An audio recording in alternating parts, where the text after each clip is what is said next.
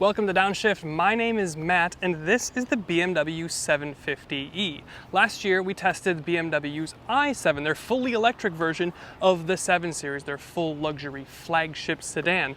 But let's say you're not ready for the full EV experience. Well, this might be the thing for you because this has over 30 miles of electric range and it has a gas engine, so you don't have to worry about finding a charger or how long it's going to take to charge. So today we're going to hit the best and the rest on the BMW 750e. And starting with the things I'm less of a fan of with this 7 Series, I do have to talk about the styling because while it's not super offensive, I just don't think it looks quite as good as the S-Class. Now the 7 Series takes inspiration from what BMW calls their monolith design language. Interesting. But at least it's got the frozen pure gray metallic paint for $5,000, and it's got the crystal headlights, which make it look really special. And of course, those are part of a $4,600 executive package. And around the side, you do have upgraded 21-inch wheels. They're $1,300, but the rest of the profile is pretty simple. It's very simple. It's like one long bar of monolith. I will say that the charging port is on the driver front fender, and you do have the recessed door handles, and we'll talk about the doors in a bit. And then the rear end of the car, it's pretty simple. But if we're going on classic conventional style, I do think the S-Class is more conventionally attractive if you had to make me pick. And the next thing we have to talk about is the range, as this is the plug-in hybrid version. Now the EPA rates this at about 36 miles of fully electric range, but when I plug it in, I have been seeing about 41 to 43 miles of estimated range when I take this thing off the charger this week. But the reason that we put that on the con side of the video is simply because the S580e is rated at 46 miles of fully electric range, and other publications like Autoblog have been reporting seeing up to 60 miles on the dash as they take it off the charger. In real world, the range is actually pretty good here. It's definitely usable to probably get you to work, maybe even there and back. So it's going to be very rare that you're getting into gas. But the nice thing too is that I've got my Emporia level 2 charger at home, and that'll charge this thing from flat to full in just about 2.5 hours, maybe even a little bit less. So if you are going to consider getting one of these, make sure you have a level 2 charger. And if you want to save some money, I do have a link down in the description that'll save you some money on an Emporia, and I love mine. But I do want to talk a little bit more about what my experience has been with the range in this car this week, because I've taken it to Road America for IndyCar weekend and I've taken it to Chicago this week. So here's some of that. Yes, it's nice to see you this morning as well. It's showing 44 miles and we're at 5,297 miles. So we're gonna track and see just how accurate this is. But let me explain what I'm doing because I'm actually super excited. I'm going up to Road America this weekend. It's IndyCar at Road America. And since I've got the relationship with Eric and David and John and all the guys there, I get to be the presenter on the Jumbotron for IndyCar this weekend. It's so cool. That's why I've got the polo, I've got a hat. It's gonna be super fun. So I'm super stoked. I'm gonna bring you guys along. Nice.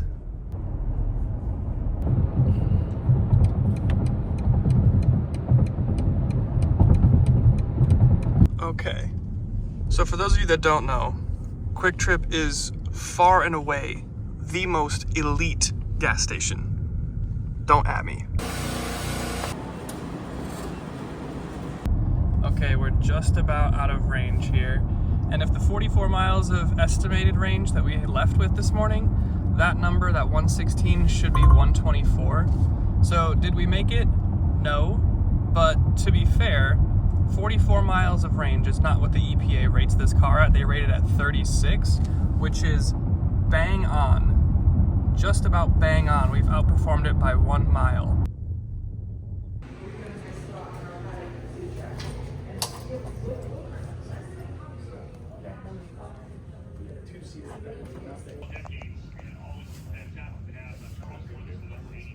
So official. So we're doing interviews with Meyer Shank Racing. This is Felix Rosenquist's team.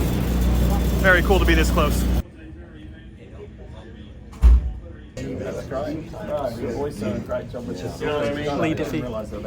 Legend.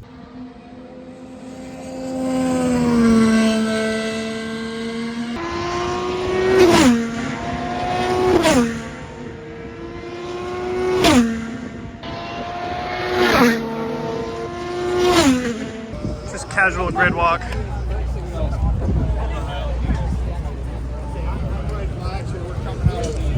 Pato? Yes, it's Pato. You can breathe on Pato's car. Is this Rossi's? Scotty's?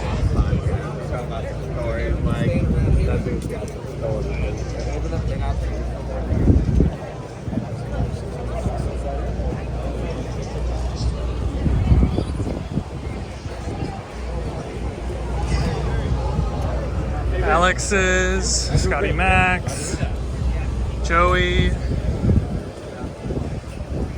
Will. Not gonna lie, the Verizon pit fit is fire. But switching gears and talking about all the great things about this 750e, the first thing we're going to talk about is price. And it may not sound like a bargain at $107,000 to start, but it actually really is. At least when you compare it to the equivalent Mercedes S580e, which also has a 6-cylinder engine and electric range, and that thing starts at $20,000 more, $127,000. So that means the Mercedes plug-in hybrid starts at the same price as the full EV i7 that I was obsessed with last year. Now, in fairness, we are optioned up here to $135,000, so more than the starting price of the S-Class, but the S-Class is going to get optioned up too, so this does end up being a bit of a bargain. And as this is a BMW, of course, we're going to talk about the drive. Now, this actually, underneath the hood, has the same engine as in my M340. It's the B58 3-liter inline-6 turbo. It's in pretty much everything, but here in this 750e, it's actually detuned. It's a little bit softer tuned. They take some power out of it. It's hovering just over 300 horsepower from the engine specifically, but combined power, once you add in the battery and the electric motor and all that sort of stuff, you're looking at about 483, so approaching 500 horsepower and over 516 pound-feet of torque, and it does feel quick when they're working in tandem. And it also has the Hans Zimmer iconic sounds package, so even when the gas engine's going, you get some interesting sounds. I don't exactly know how I feel, but I don't hate it, so maybe I'm neutral to positive about it. But scaling back, zooming out and understanding what this thing is and what it's going to be used for, this is a luxury barge. It is a luxury cruiser, and it does so well at that. The ride is so quiet. It's incredibly refined. It's super windy today. I can't hear a whisper of anything. You've got the adaptive air suspension. You do have a rear steer module that you can pay. It's an a la carte option. You can get that, and here, unlike in the Genesis G90, it feels really natural and organic. It doesn't make me feel sick. It does make turn-in feel a little bit more sharp and aggressive and sporty, but at no point does it feel overdone. At no point does any of the sporting or sharp pretensions of this car take away from the luxury experience. The only thing that I'll complain about behind the wheel here is that there's an adaptive regen thing going on. I think you can turn it off, but the brakes, when it's not regenning, at least it's not reading a car in front of you and adding in some additional regen, when you just get on the brakes, does feel like there could be a little bit more bite. Maybe that's just dealing with the 5,600 pound curb weight, but it's the only thing that I could reasonably ding the car on. But overall, it's an incredible luxury experience, but I do have to ask myself the question, do I prefer this or the i7 that we were in last year, the fully electric one? And I kind of think it might be the i7. I kind of think it maybe rode a little bit smoother, it had a little bit more soak up to the bumps, but either way, fabulous ride and incredible luxury experience behind the wheel of this 7 Series. And this point may be a little bit obscure, but there's absolutely a sense of occasion with this car. From the automatic doors to the floor mats that are a nicer and thicker carpeting than I have anywhere in my house, or the crystal in the shifter, or the iDrive wheel that makes the interior kind of a disco ball with different prismatic light features.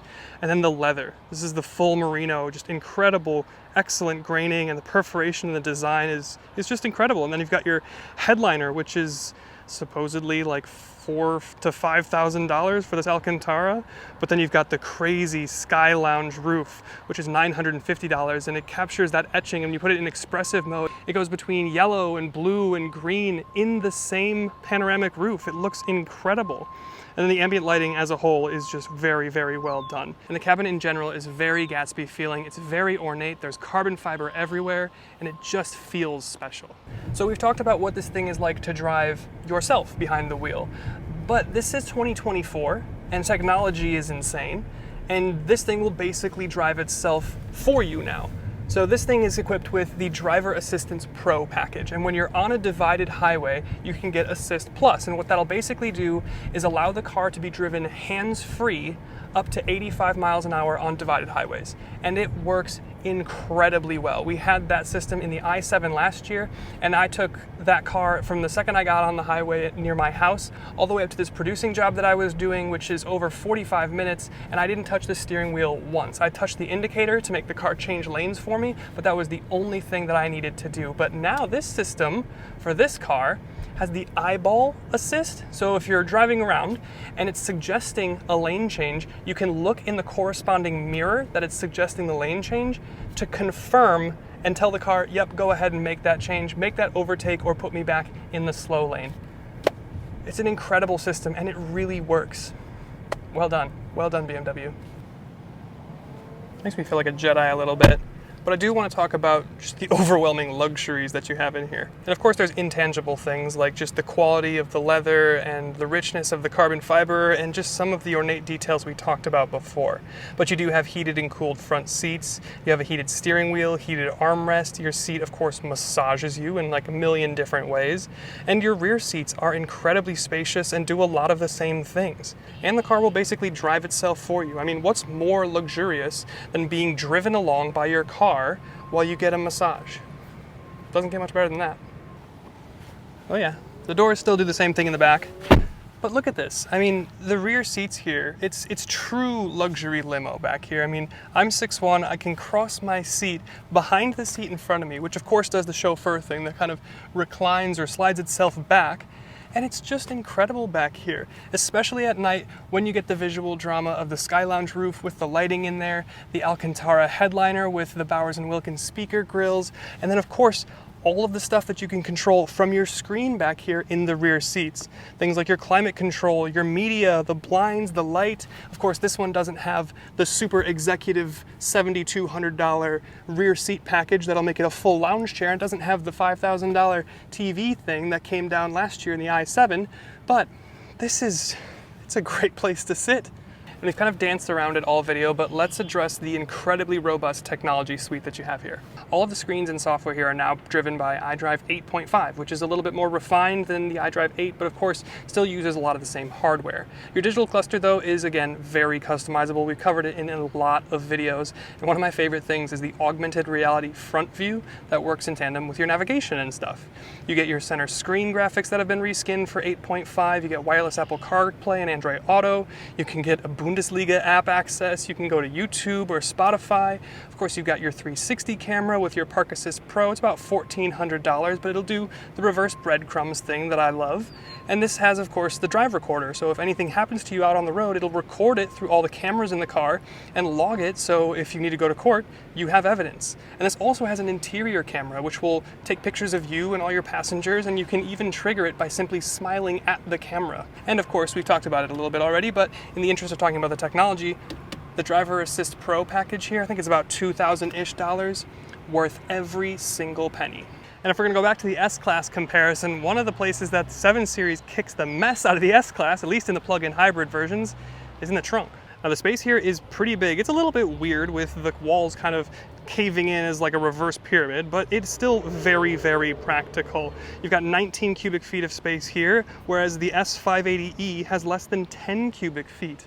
So yeah, this is almost double the size. And trust me, I checked multiple places. Those numbers are correct. The only weird thing is you can't fold the rear seat. I guess it's not weird. You got the executive rear seat package, so you wouldn't want to fold those, but yeah, pretty amazing. Let's go for a drive. Okay, 750e, hold the downshift paddle, sport boost, ooh! Wow, that's torque. Okay, loads of torque off the line, probably from the electric system, of course. Second gear, a little not as intense, and then really starts to pull again in third. Wow, this thing is big, and it's so isolated, and it's so refined and quiet and luxury oriented, but it still feels fast, really fast. And turn in, really, really sharp. This has the rear steer. So this has the rear steer module to make it feel a little bit more maneuverable, a little bit more dynamic, and you really feel that on initial turn-in. It does feel weirdly sharp and weirdly fast. So this is the straight six, the B58, that's in everything in BMW's lineup. Here it's detuned from the engine because it's working with that electrical power. Combined output, 483 horsepower, 516 pound-feet of torque. We'll just do the sport boost again. Woof. It's also got some synthesized sounds going on. It's got the Hans Zimmer iconic sounds, whatever. We'll go into a different mode though, because to be honest, the point of buying something like this is to kind of have the best of both worlds. And this is a luxury barge first and foremost, but you kind of get this over something like just gas 7 Series or just gas S-Class or A8 or whatever, because you want some of the electrical stuff. And the electrical stuff is great. To be honest, it's incredibly smooth, and when it is an electric, I think it suits the car better. It brings me back to last year when we had the i7. So here, we'll take this corner. Initial turn-in, rear steer, great. I've got adaptive air suspension, keeps me nice and flat.